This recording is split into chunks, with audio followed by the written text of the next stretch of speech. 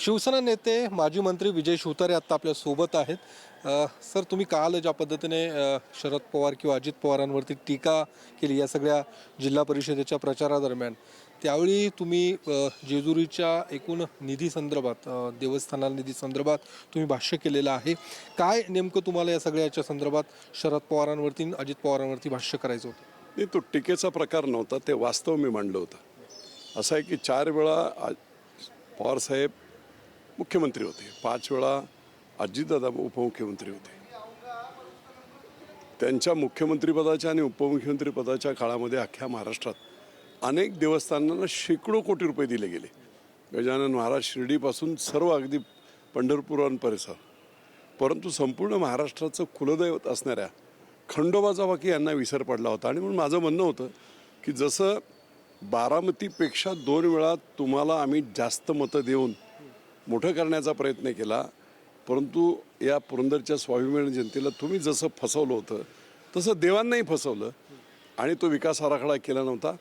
मी मंत्री असताना, आदरणीय मुख्यमंत्री देवेंद्र फडणवीस असताना तो आराखडा, त्या बाबतीतलं उल्लेख मी केला, त्याची प्रक्रिया सुरू केली आणि तो आराखडा पूर्ण करून घेतला.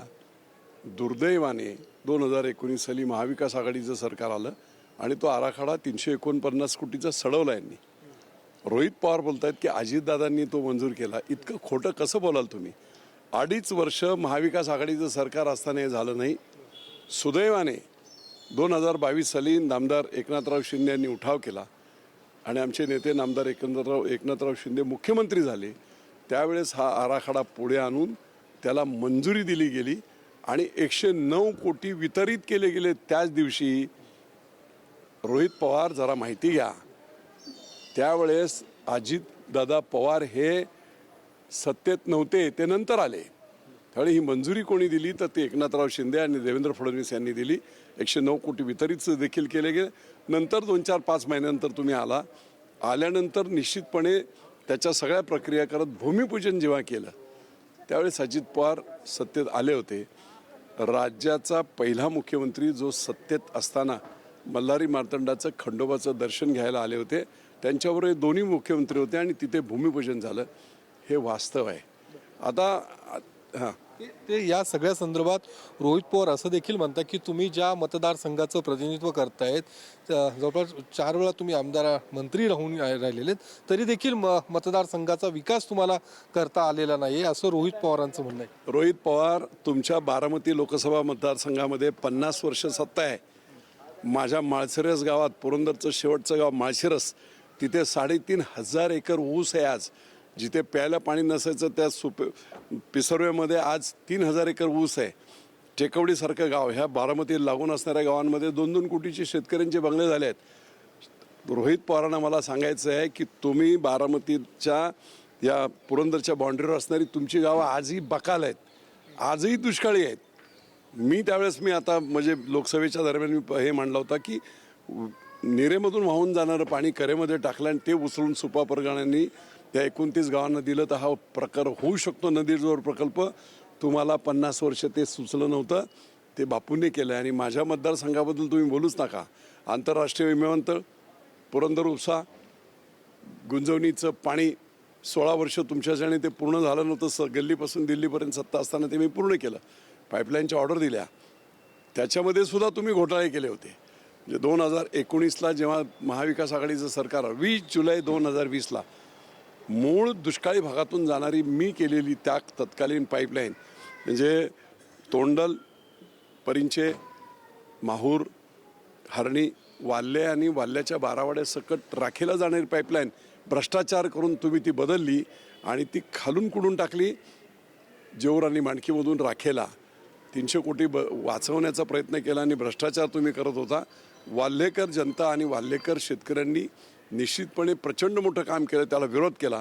नंतर मी आमदार नसतानाही मी जाऊन ते चेक केलं का विरोध होत आहे. तेव्हा माझ्या लक्षात आलं की अख्खी या योजनेचं पर्पजच डिफीट झालं असतं. दुष्काळी भागातून पाणी न जाता खालून पाणी नेऊन तुम्ही मोठा गडबड केली होती. आणि म्हणून मी पुन्हा आमदार झाल्यानंतर ती लाईन बदलली, जशी ओरिजिनल होती तशी केली आणि 73 किलोमीटरपैकी 23 किलोमीटर लाईन मी पूर्ण देखील केली. आणि रोहित पवारांना मी सांगू इच्छितो की बाबा तुम्ही मला सांगत असाल की ज्या पक्षाने तुम्हाला आमदार केलं, मंत्री केलं, त्या पक्षाने तुम्ही फसवलंय असं त्यांचं म्हणणं आहे. त्या फसवलं. तर जरा विचार करा आपल्या काकांचा, आपल्या आदरणीय पवारसाहेबांचं. ज्या पवारसाहेबांना काँग्रेसने 4-4 वेळा मुख्यमंत्री केलं, सगळी पदं दिली, तरी त्यांना फसून बाजूला आलेच होते ना. कशाला माझं तोंड उघडायला लावतंय? मला तोंड उघडायला लावू नका. आणि दुसरी गोष्ट, विकासाच्या बाबतीत आज पुढच्या 4 वर्षात महाराष्ट्रातला नंबर 1 IT पार्क, एअरपोर्ट, गुंजवणीचं पाणी, पुरंदर उपसाचं पाणी, या सगळ्या मोठमोठ्या प्रोजेक्टमधून महाराष्ट्रात नंबर 1ला असेल. आज सगळे रोड्स, कुठेही जा ना पुरंदरला तुम्ही 1200 मतांनी निवडून आलाय नशिबाने. ते सुद्धा काकांनी सांगितलं मी आलो नाही म्हणून निवडून आला, नाहीतर तुमचं हा संघर्ष पुन्हा एकदा बघायला मिळेल. नाही संघर्ष लोकसभा निवडणुकीच्या काळात पवार विरुद्ध विजय शूत असा संघर्ष बघायला मिळाला अजित पवारांच्या विरोधात, पण तो संघर्ष या जिल्हा परिषद निवडणुकीच्या निमित्तानं पुन्हा एकदा तुम्ही नाही, तो विषय असा आहे की माझं भाषण चालू असताना काही कार्यकर्त्यांनी सांगितलं की राष्ट्रवादीचे आणि काँग्रेसचे काही कार्यकर्ते मिसगाईड करतायत की बाबा इकडे पाणी नाही, गुंजवणी मी पूर्ण केलं. ह्यांच्या हातून काही झालं नव्हतं 16 वर्षात. गुंजवणीच्या पाईपलाईनची ऑर्डर मी दिली. आज 1882 कोटीचं हे सगळं भोरमधल्या 3 उपसा सिंचनसह SLTCची मान्य होतो, मंत्रिमंडळाची मान्यता काही दिवसात होईल. हे सगळं करत असताना काही राष्ट्रवादीचे लोक मिसगाईड करतात शेतकऱ्यांना. अरे इकडे पाणी नाही आहे, तिकडे पाणी नाही आहे, इकडे नाही. म्हणून मी म्हटलं होतं अरे बडव्यांनो, तुम्हाला 15 वर्षात काही झालं नाही, 25 वर्षात काही झालं नाही. कोणाला बोललो होतो? नेत्यांना बोललो नव्हतो. जे मिसगाईड करतायत ना त्या कार्यकर्त्यांना मी म्हटलं. एवढा मूर्ख नाही मी की आदरणीय पवार साहेबांचं की इतक्या उंची असणाऱ्या माणसाबद्दल मी असं बोलेल किंवा दादा. कार्यकर्त्यांना तुमचं जे काही तुम्ही जे होतं ते कार्यकर्त्यांनी खालून असं सांगितलं की काही राष्ट्रवादीचे कार्यकर्ते मिसगाईड करतायत, गैरसमज करतायत, इकडे पाणी नाही, तिकडे पाणी नाही, आणि त्याच्यातून गैरसमज पसरवत आहेत. म्हणून मी म्हटलं अरे तिकडे पाणी नाही, इकडे पाणी नाही. मी निदान माझी किडनी घालून तो प्रोजेक्ट कंप्लीट केला, पाईपलाईन झाली, एक कामधेनू पुढच्या सगळ्या 16 गावांना तो होणार आहे. आणि एवढं सगळं असताना, चांगलं काम चालू करत असताना लोकांना मिसगाईड करू नका. मी अपशब्द वापरला, पण तो कोणाला वापरला? जे अशा प्रकारचं मिसगाईड करणारे चुकीचे लोक आहेत त्या कार्यकर्त्यांसाठी वापरला, नेत्यांसाठी नव्हता वापरला. आता निवडणुकीच सर्व काय नेमकं काय कशा पद्धतीने जिल्ह्यातलं असेल? कारण तुम्ही भाजपसोबत युती नाहीये, स्वबळावरती तुम्ही या सगळ्या निवडणुकीत पुढे जातायत. काय चित्र नेमकं असं? मी तुम्हाला सांगतो की मला मुख्यमंत्री महोदयांनी सांगितलं होतं की जिल्हा परिषद कोणत्याही परिस्थितीत आपल्याला युती करायची. सायकलिंगचा जो JW मेरिटला कार्यक्रम झाला तिथे त्यांनी नेत्यांना सुद्धा सांगितलं की ते म्हणे आम्ही आत्ताच बसतोय. मी तुम्हाला सांगतो माझं भाजपच्या या लेवलच्या लोकांच्या मनात काय आहे, मी मुख्यमंत्र्यांना भेटून हे सांगणार होतो की जर सेना आणि भाजपने युती केली असती तर पुणे जिल्ह्याची जिल्हा परिषदेची सत्ता आली असती, अशी कॅल्क्युलेशन पूर्ण आकडेवारी सकट मी त्यांना दिली होती. म्हणजे तुम्हाला सांगतो माझे 13 सिटिंग जिल्हा परिषद सदस्य, भाजपचे साधारणतः 10-11 आहेत, 22 तर इथेच झाले. रनरअप म्हणजे राष्ट्रवादी जुन्नरमध्ये जिंकले आहे सोनावणेंची इथे, पण कितीने जिंकले आहे? 12,850 मतं आहेत त्यांना जिंकले आहेत. आणि शिवसेनेनं मतं किती आहेत? 11,270. काही म्हणजे 500, 400, 200, 300 मतांनी हरलेले अशा अनेक सीट आहेत. ज्या 21 सीट अशा आहेत जिथे शिवसेना रनरअप आहे, थोड्या थोड्या मताने हरलेले. त्याच वेळेस भाजपने तिथे घेतलेली मतं 3,000, 4,000, 5,000 असे आहेत.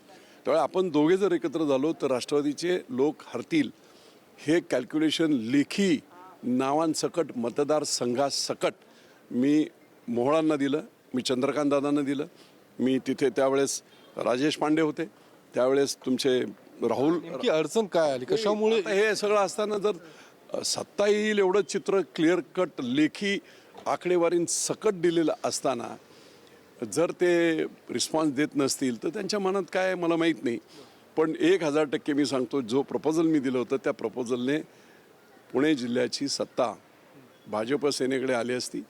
तो रिपोर्ट मी मुख्यमंत्री महोदयांना सुद्धा कदाचित उद्याच भेटणार आहे, त्यावेळेस सादर करेल. ठीक आहे, मग शिवसेनेला बाजूला ठेवायचं असेल तो भाग वेगळा आहे, पण तुम्ही अशाच प्रकारे पुण्याचं सोडून द्या, परंतु जिल्हा परिषदेमध्ये खूप ताकदीचे लोक आहेत आणि जिल्हा परिषद महत्त्वाची आहे ग्रामीण भागासाठी. हे असताना देखील त्यांनी का असं केलं हे न समजण्याच्या पलीकडे आहे. आणि म्हणून जिल्हा परिषदेत आताही मी तुम्हाला सांगतो, शिवसेनेचा परफॉर्मन्स असेल, पुण्याचं सोडा, मी पुण्यात बघत नव्हतो 3 वर्ष, पण संघटन आणि सगळ्या बाजूने जो आता विचार करून सगळं चाललेलं आहे, शिवसेनेचे इतके जिल्हा परिषद सदस्य येतील की कुणालाही अध्यक्ष बनवताना, हे भाजपाला तर शक्यच नाही आहे, पण राष्ट्रवादीला सुद्धा अध्यक्ष बनवताना शिवसेनेची मदत ही घ्यावी लागेल. धन्यवाद. तर विजय शिवतारे यांनी सांगितलं की ज्यावेळी जिल्हा परिषदेचा अध्यक्ष होणार त्यावेळी शिवसेनेला विचारात घेतल्याशिवाय अध्यक्ष होऊ शकत नाहीये. आणि त्यासोबतच रोहित पवारांनी जी टीका केलेली आहे त्याला देखील विजय शिवतारे यांनी जोरदार असं प्रत्युत्तर देखील दिलेलं आहे. कॅमेरामन विशाल रायपुरेसह मी योगेश बोरसे, TV9 मराठी, पुणे.